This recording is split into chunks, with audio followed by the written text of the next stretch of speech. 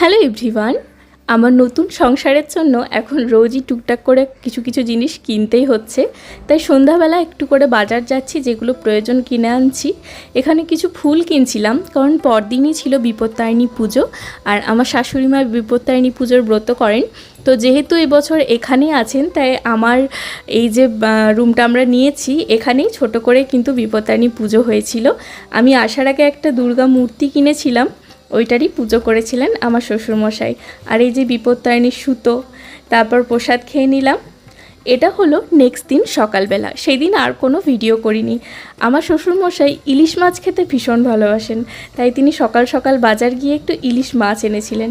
আর এখানে আমার শাশুড়ি মা সেটা রান্না করছে, সর্ষে ইলিশ বানিয়েছিল। এত ভালো খেতে হয়েছিল কি বলবো। তার সাথে আরও অনেক কিছুই ছিল আমাদের দুপুরের মেনুতে। আর ঘর গোছানোর কাজ তো চলতেই থাকছে। এই বিস্কুটটা ভাই এনেছিল দুদিন আগে, আমার খুব পছন্দের একটা বিস্কুট। এটা কাজু দিয়ে তৈরি একটা কুকিজ, কিন্তু খুব নরম হয়। বেশি দিন মানে কোথাও যদি ঢেলে না রাখি তাহলে ভেঙে টুকরো টুকরো হয়ে যায়। দেখো অলরেডি অনেকগুলো বিস্কুট ভেঙে গেছে, তাই ভাবলাম এটাকে একটা জারের ভেতর ভরে নিই। এখানে আসার আগে কিছু কোটও আমি কিনেছিলাম, তবে এত জিনিস থাকে একটা সংসারে যে সেরকম বেশি শিশি নেইও আমার কাছে, আরও অনেকগুলোই কিনতে হবে বিস্কুটটা রাখার সময় ভাবছিলাম। আর দেখো, যেহেতু নতুন ঘর, আমাদের তো পর্দা নেই।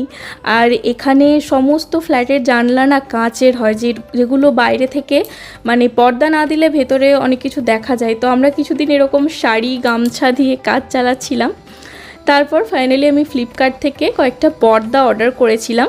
প্রথমে আমরা লোকাল মার্কেটেই কিনতে গেছিলাম, কিন্তু এখানে দেখলাম পর্দার যা দাম আর যেরকম কোয়ালিটি, তার থেকে অনলাইনে দাম অনেক সস্তা, আর কোয়ালিটি দেখতেও খুব সুন্দর ওখানের থেকে। তো এই পর্দাটা আমি অর্ডার করেছিলাম।